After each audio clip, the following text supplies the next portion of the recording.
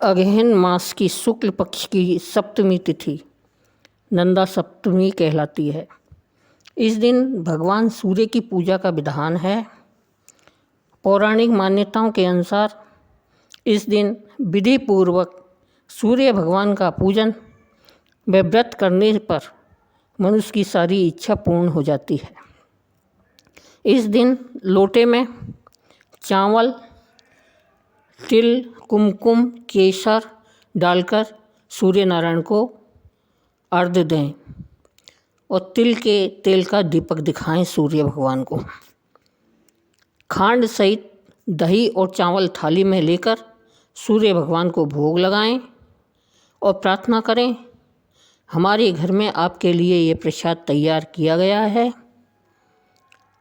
इस प्रसाद को आप सूर्य भगवान स्वीकार करें और हमारे घर में सब प्रकार से आनंद छाया रहे, सब निरोग रहें, दीर्घायु बने रहें। ऐसा करके उनको भोग लगाएं और प्रसाद थोड़ा सा छत पर रख दें और घर के लोग भी प्रसाद दही चावल मिलाकर खाएं। नौकरी धंधे की समस्या दूर करने के लिए एवं सभी मनोकामनाओं की पूर्ति के लिए शनिवार और मंगलवार को पीपल के पेड़ में दूध, पानी व गुड़ मिलाकर चढ़ाएं और प्रार्थना करें कि हे भगवान, आपने गीता में कहा है कि वृक्षों में पीपल मैं हूँ, तो हमने आपके चरणों में अर्घ्य अर्पण किया है, इसे स्वीकार करें और मेरी नौकरी धंधे की जो समस्या है वह दूर हो जाए। देवी देवताओं के समक्ष दीपक आदि जलाने से वे प्रसन्न होते हैं और याचक की मनोकामना पूरी कर देते हैं। पीपल वृक्ष को तो गीता में भगवान ने अपना स्वरूप ही बतलाया है। ऐसे भगवत स्वरूप पीपल देवता के समक्ष कोई बिना किसी विशेष कामना के भी श्रद्धा भक्तिपूर्वक दीपक जलाता है तो उसे बिना मांगे ही बहुत कुछ मिल जाता है। अब हम आपको बोलो गंगा मैया की कथा सुनाते हैं और जैसा अन्न वैसा मन की भी कथा सुनाते हैं। एक बार एक ऋषि ने सोचा कि गंगा में पाप धोने जाते हैं तो इसका मतलब हुआ कि सारे पाप गंगा में समा गए और गंगा भी पापी हो गई। अब यह जानने के लिए तपस्या की कि पाप कहाँ जाता है। तपस्या करने के फलस्वरूप देवता प्रकट हुए। ऋषि ने पूछा कि भगवान, जो पाप गंगा में धोया जाता है वह पाप कहाँ जाता है। भगवान ने कहा कि चलो गंगा से ही पूछते हैं।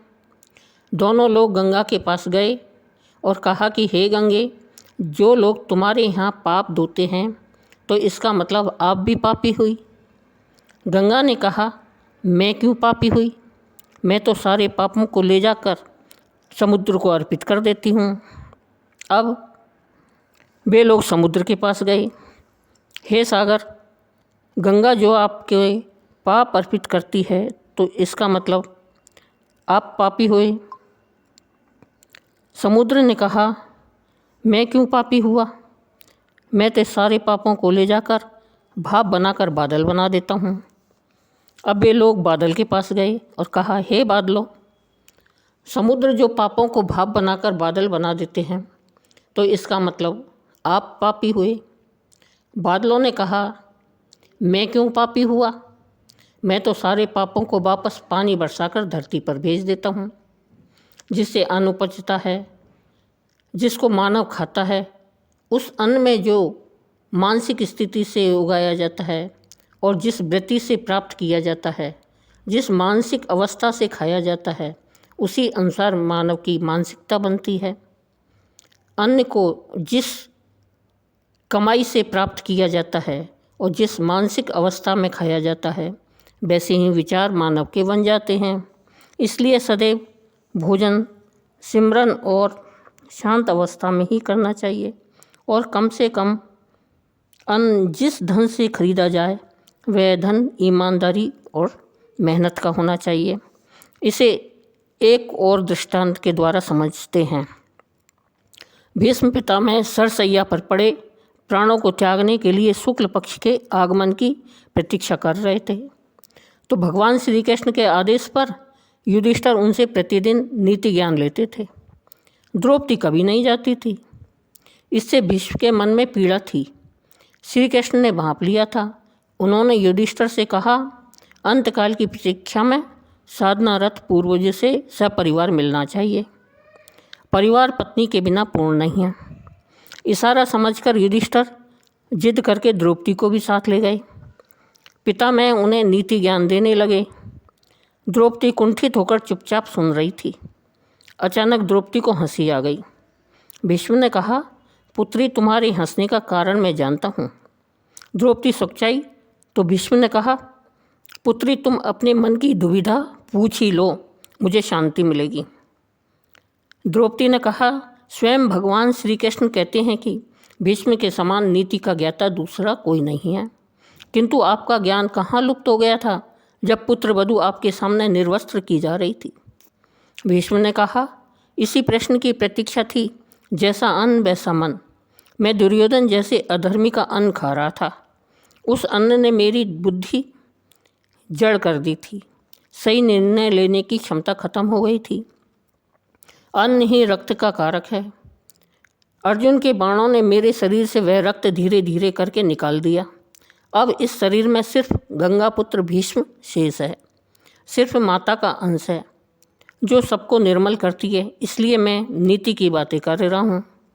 भीष्म की बात को अटल सत्य समझ लिया। दुराचार से या किसी को सताकर कमाए गए धन से यदि आप परिवार का पालन करते हैं तो वह परिवार की बुद्धि को भ्रष्ट करता है। उससे जो सुख है वह क्षणिक है, किंतु लंबे समय में वह दुख का कारण बनता है। यदि आपके सामने गलत तरीके से पैसा कमाकर भी कोई फल फूल रहा है तो यह समझिए कि जब ही वे पुण्य कर्म समाप्त होंगे उसके बुरे दिन आरंभ हो जाएंगे।